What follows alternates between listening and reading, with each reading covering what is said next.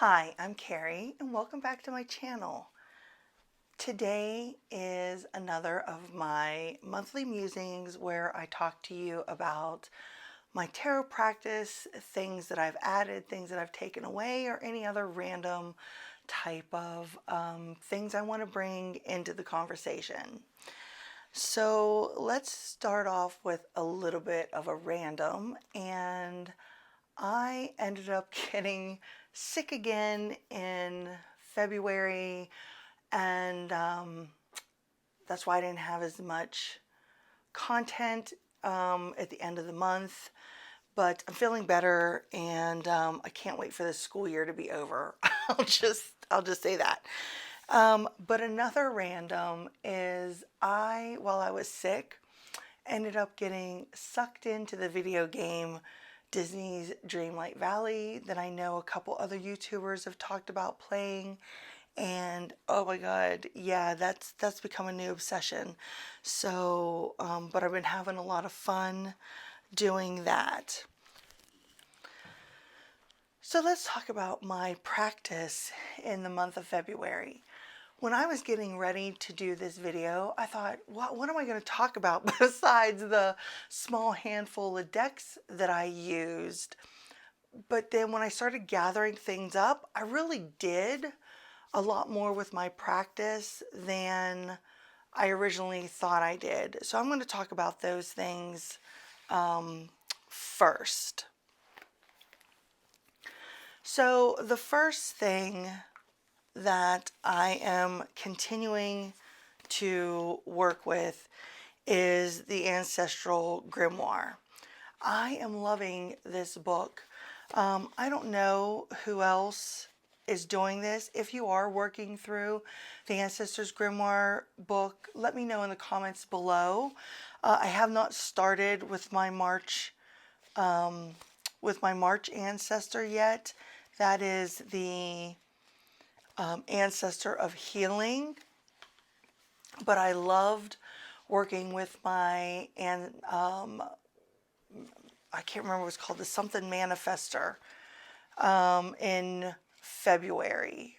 Let's see what it's, Master Manifester, I think it's called. Yeah.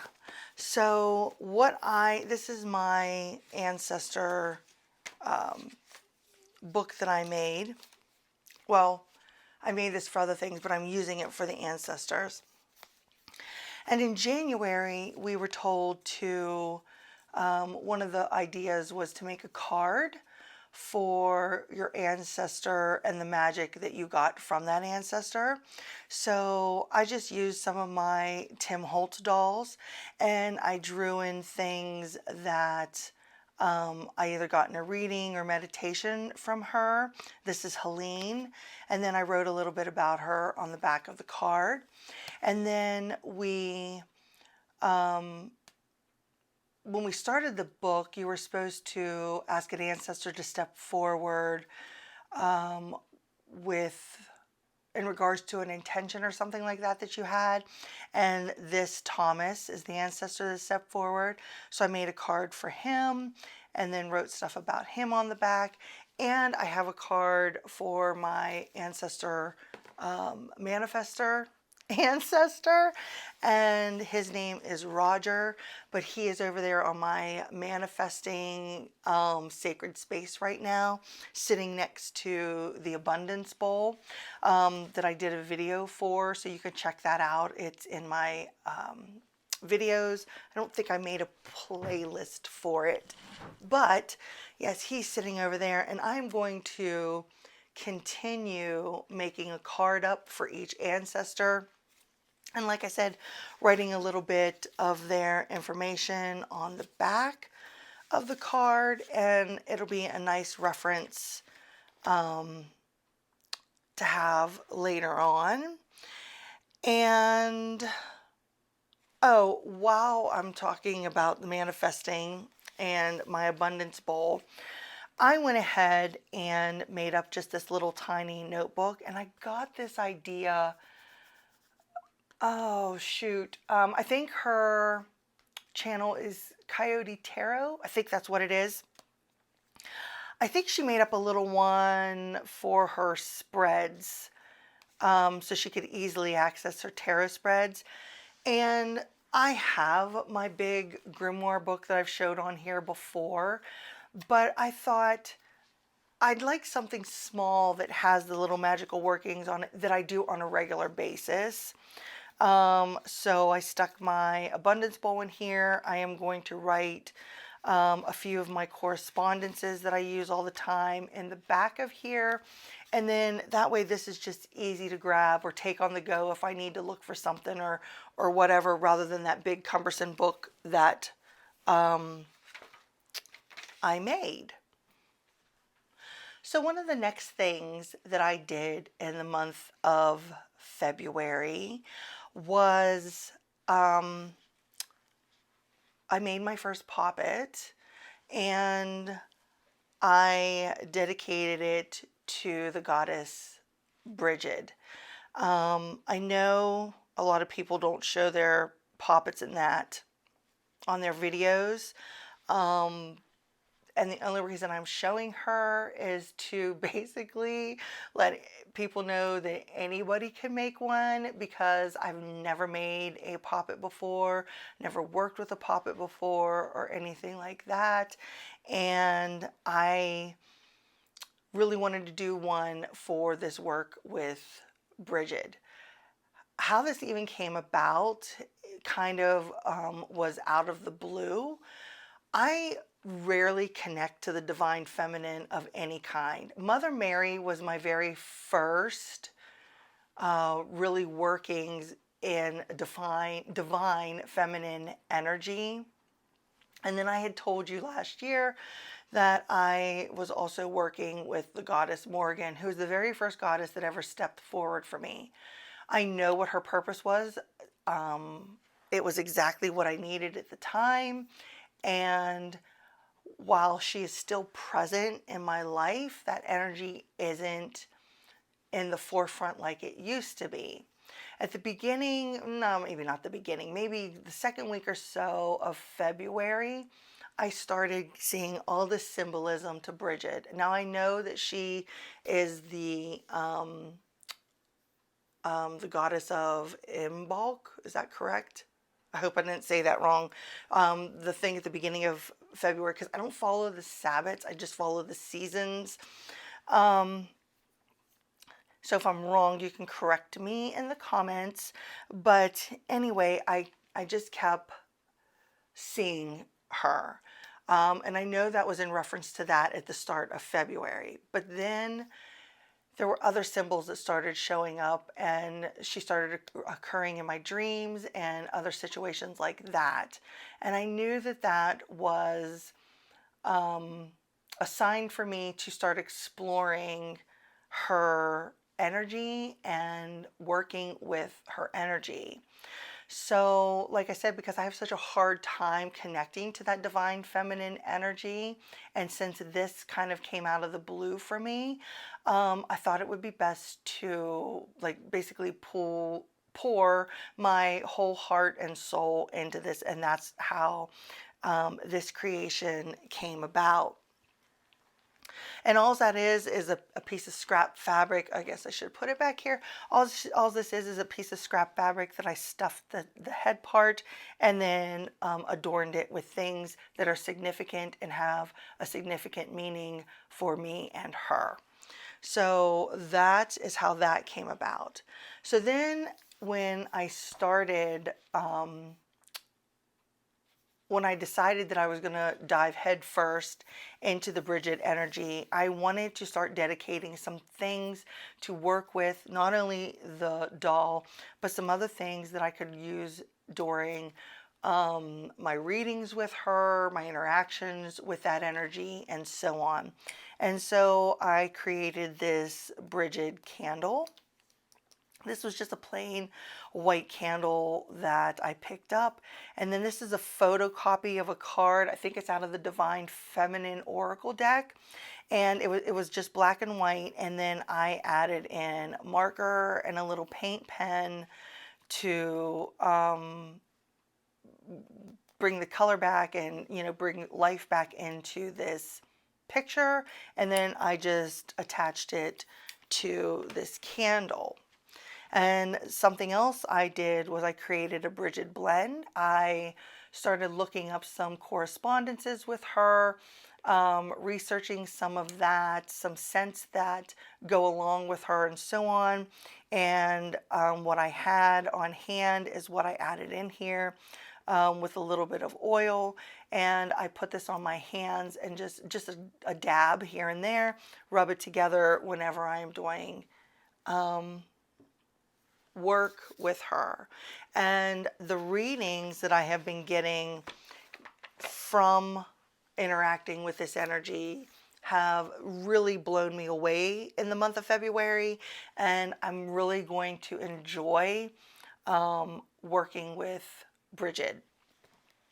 So the decks that I'm using and connecting with her are the Celtic Spirit Oracle, the Seasons of the Witch Beltane Oracle, and the Universal Celtic Tarot. And this little tarot, I picked it up in the mini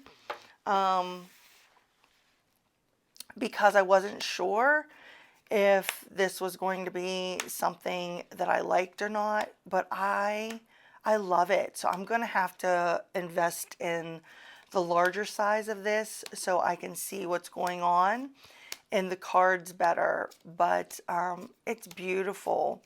There's only one card in here. Let's see if I can find it that I'm not fond of.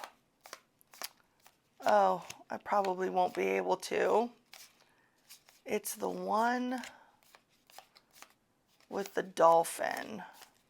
So if you have this deck, you probably already know which one I'm talking about. I think it's the Queen of Cups, maybe. Oh, this one, Judgment. This one, I don't like this card. It's the only one that I'm not fond of, but yes, this is a great deck to use when working with her and that energy. And there we go. And it works quite well with the Celtic Spirit Oracle. So I will, these were my cards when I first started working with her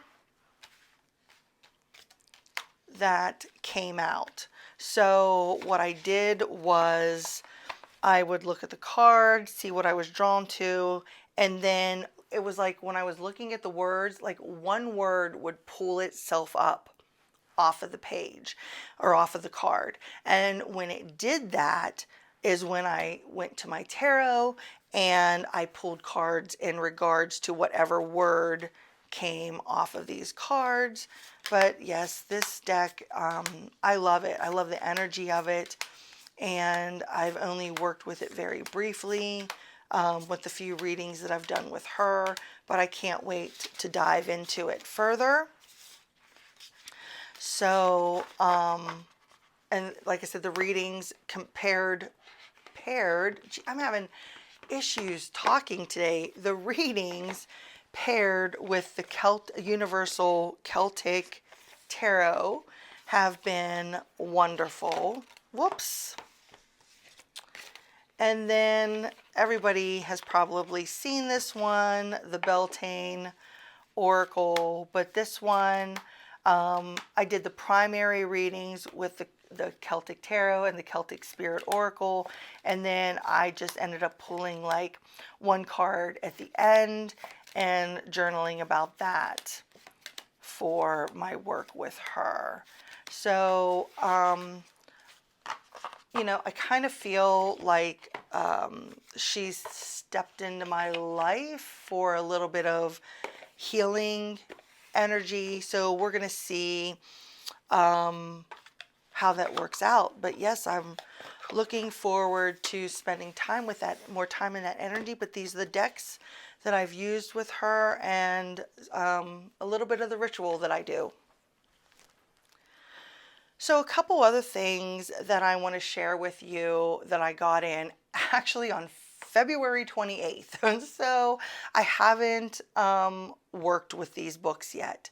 but they go along with what I just talked to you about, which was my work with the ancestors and my work with goddess, feminine, divine energy.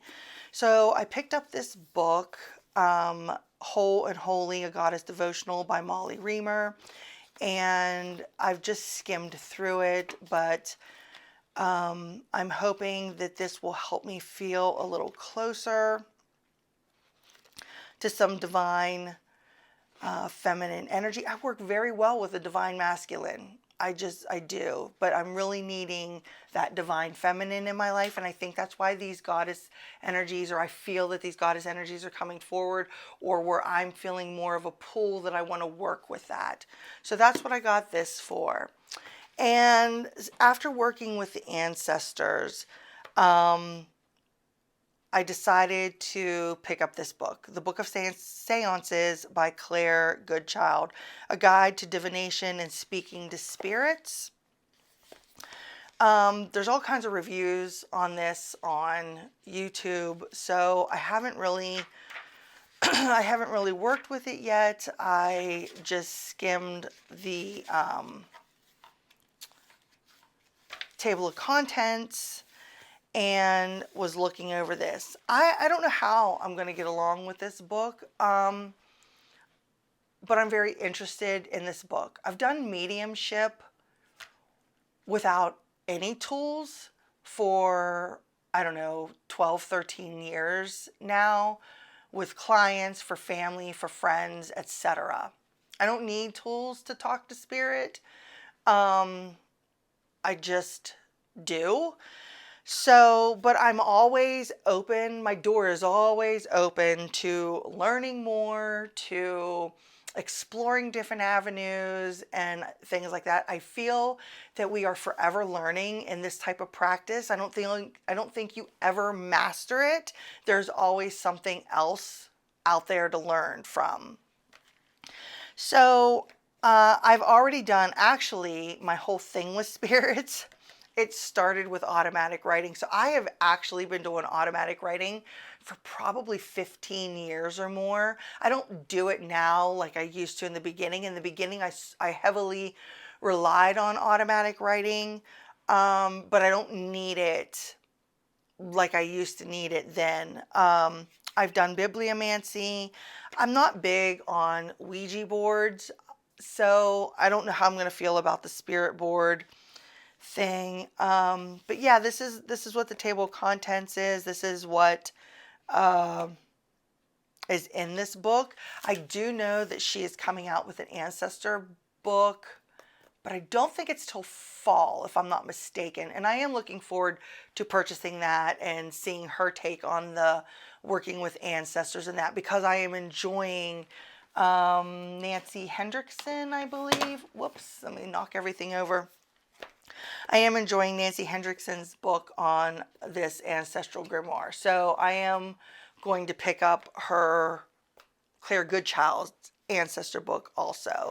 So yeah, if you have this book, let me know your take on it. Let me know if you're a beginner working with spirits, or if you have already been working with spirits before and then came to this book, and how you feel about it. I'm interested in hearing that. So these are the decks that I used in my practice in the month of February. And the only other one that I forgot to grab, and it's already put away, is Into the Lonely Woods. But I already showed it on my channel in my January monthly musings, and I only used it a couple weeks in February anyway, and then I put it away. As far as my practice goes, I kind of did everything the same. I still worked with my monthly card. I still worked with zodiac energy. I think this is going to be the last month that I do runes for a while, and I am going to do something else in March. And I'm going to do a whole separate video of my March journal setup, and I'm going to talk about a couple of things that I changed. So yeah, but everything else I'm still tracking that I've talked about before. So this is how these, well, first of all, these are the decks I used. I used Wild Woman Rising Oracle, and this is a Rockpool. I'm almost, oh wait, no, this may be US Games. This is US Games, sorry. US Games, The Signs of the Times, which is Hayhouse, and Tarot of Oneness, which is an independent deck that I got off of Etsy. So I want to talk about, well, let's talk about this oracle first. So the Signs of the Times doesn't really, because it's so modern, doesn't go well with these decks, but it was more these two that I paired together, and this one I used on its own. So I would pull out, or I would pull a card. Jeez. I would pull a card from this, and it would represent the primary energy. Let me just double check before I tell you something. Yeah, it would be either, signs to watch for and a primary energy to watch for that I could work with. That's what I used this deck for. And I really enjoy this deck. It was really on point for me every single week. But I want to work with this deck more, and I would really like to do it, use it on a daily basis. And I think that's what I'm going to do. I think I'm going to move this in to my other room, and I'm going to like just pull a card with it every morning with my coffee and see what comes out. I don't really do daily card pulls anymore, but I want to give this a try and see how it does, because I love this deck. And so if you're into a more modern take and something that's simple, I would try this one out, because it was a really fun deck to use. And like I said, I think it would work really well to do daily. Okay, so this deck, let's split Tarot of Oneness in two. And, well, and if I can get everything going the right way. Okay, so how I use this is I would ask, what wild woman energy do I need to embrace this week? And then I would shuffle and I would pull this oracle. These decks look beautiful together, and they worked wonderfully together. But I want to talk about this Wild Woman Oracle, because someone had asked me to do a separate video, if I would consider doing a separate video on how I work with this deck. And so I'm just going to kind of explain it here, because there isn't much in this guidebook to go on. So after I pulled my signs for the week, then I would ask what wild woman energy is available to me, or what wild woman energy do I need to work with this week? Shuffle, pull my card. So let's look up 13, which is Fight Like a Girl. So this is all there is. This is all there is to the guidebook. This is each one. I mean, some of them are even shorter than that. I wish the write-ups would have been a little bit different, been a little bigger or whatever. I still enjoyed working with this deck, and the energy that came forward for me every week was very relevant. So I will say that. So fight like a girl. When it's time to take a stand, fight like a girl. A woman's heart in full bloom, willing to withstand the bite of thorns in order to free herself or another, is a force of nature.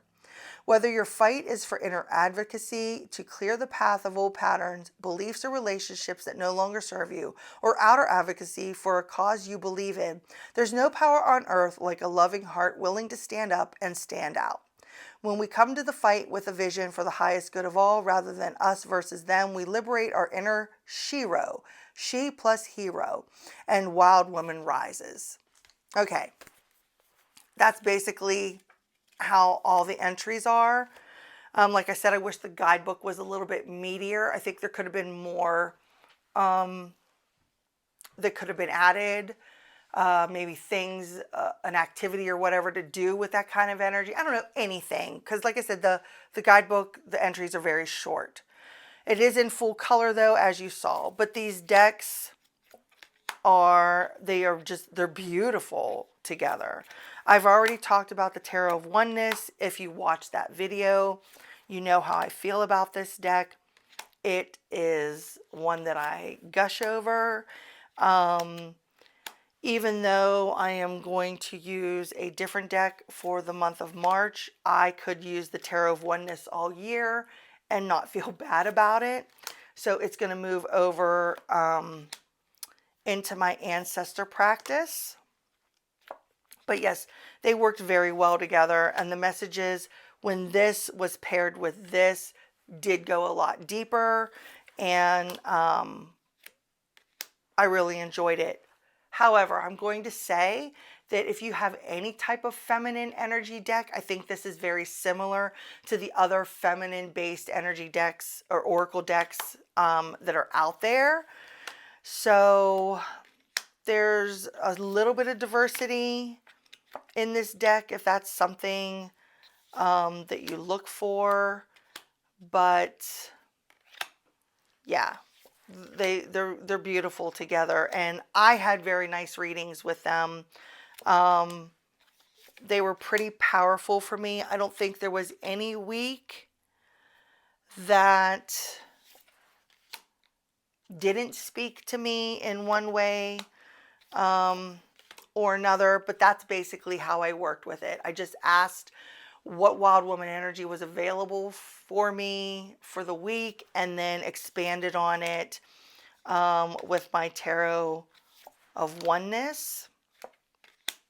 So yes, like I said, they work, but I think the Tarot of Oneness would work beautifully with a multitude of oracle decks. So I'm a little biased, I guess, when it comes to that. But that was really my main practice for the month of February, besides adding the goddess energy in, which is brand new. I didn't start that till towards the end of the month, and the ancestor work, which I loved. So a couple other things I'm going to share with you quickly are two decks that came into my collection in the month of February. One was a gift, and one I purchased for our son. The first, this is the gift from my husband for Valentine's Day. The Oracle of Roses by Sherilyn Darcy, and it is by Rockpool, and it is beautiful. Oh my gosh, this deck is so pretty. It's still in order. I just looked through it. I haven't used it yet. I'd been eyeing this deck for a while, but I never went ahead and bought it for myself, obviously, because I thought, well, what am I going to do with roses? But when I really thought about it, I have a very strong connection to roses. And I'm going to mention my grandmother again. And if you've been on my channel for longer than a minute, then you know that I have mentioned her in multiple other videos. But in front of her house, when I was a child, she had roses. She had, I want to say, 10 to 12 different rose bushes all across the front of her house. She had I remember the American Beauty. The head of that was so gigantic. She had yellow roses. She had those little tea roses. I regret not taking a cutting before they sold the house, and getting the from this bush of these vintage roses of some sort. I cannot remember the name of them, but I remember it was this overflowing bush at the corner of the driveway, of these little sweet little, I think they were called tea roses. But anyway, so I have a strong association with her and roses, and she passed several years before my grandfather did, and each year another bush would die. So I wanted this deck to connect with her again because I'm doing this ancestor work now. And I thought this would be a good way to connect with her, but not only just her, because I have that strong connection with roses. I think it would help me to connect with any ancestor using this. But something I do want to say is this guidebook is wonderful. I mean, not only do we have, the card picture and everything, but then we have the oracle meaning, then an archetype exploration, then botanical notes about the flower, and then plant energies where it tells meanings and uses, deities associated with that flower, and the astrological sign of that. And I love that. I think there's a lot to get into in this guidebook in regards to this. I am really excited and cannot wait to use this oracle deck. And when I do, I will let you guys know how it goes. So the other deck I got this was off of Etsy. This is, I got it off the Etsy shop, but this is the witchycauldron.com. And this is learning tarot cards with keywords, planets, zodiacs, and chakra meanings.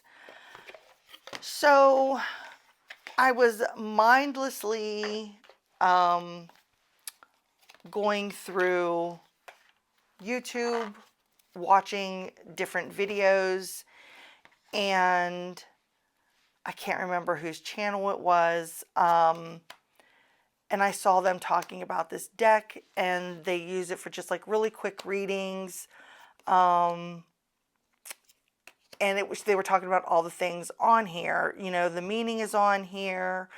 Like here for the hangman, we have the meaning, feeling trapped, confined, self-limiting. Over here it says, it's time for sacred pause, stillness grants perspective. The chakra, the planetary symbol, whether it's a yes or no card, the reversed meaning. I mean, there's a lot on these cards. So the whole purpose of me picking this deck up was to see if our son wanted to use it. So I had let him borrow a couple of my tarot decks, but he was like, I don't know. He didn't like the images of them, or, whatever. But he really wanted a deck to use. So we ended up getting him, me and him looked through online at some sites and decks that the one he felt that he would like was that Star Dragon Oracle. I think it was on Llewellyn. And so I got him that. And he does like that, and he uses that one quite often. But he had still said that he would like to have a tarot, but he didn't want to go through, deciphering guidebooks. And I don't know, whatever his teenage reasoning was. So when I saw this being talked about, I thought, oh my gosh, I think this would be perfect. Everything is right here on the card. Plus, it will already give him the base of other things. And so this just came in just a few days ago, and I wanted to look through it first, and then I'm going to give it to him and let him try it out and see how he likes it. And if not, it'll just be another one. It'll just be another one that goes to my collection. But it had two of these little cards in here, the chakra chart, one card readings, planets chart, and zodiac chart. So that was the purpose of this one. So these were two that came into my collection at the end, towards the end of February. So that is it. That is my monthly musings for February. Let me know, like I said earlier in the comments, if you are playing Dreamlight Valley, Disney's Dreamlight Valley. Let me know in the comments if you're into that. And let me know if you worked with any of these decks and how they work out for you. And especially if you got this book of seances, if you already talked to spirits, how you're using this in regards to that, and so on. I would really love to have a discussion with you about that. And like I said, I am going to do another video with my March setup and the decks I'm going to be using in the month of March, and so I will see you in that video. Oh, and I apparently hit my 6 months here on YouTube. I didn't even realize February was my 6 months, so I can't believe I've been here that long. Thank you to the 300 plus subscribers that I have. I really appreciate you being here. If you like this video, please don't forget to give it a thumbs up. I do appreciate that, which gets my videos seen by some other people. So thanks for hanging out with me today, and until next time, bye.